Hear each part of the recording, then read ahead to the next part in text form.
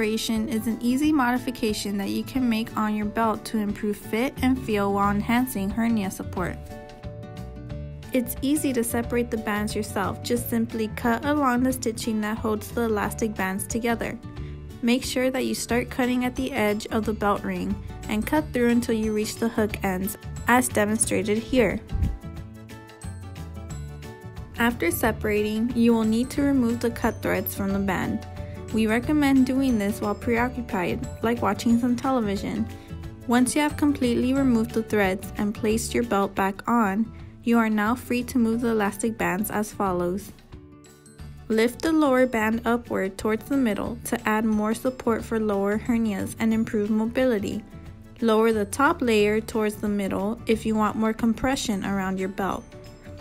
This is how your belt would look once you altered your elastic bands. If you want more information about belt alternations, visit our website to view our complete guide to hernia support belts.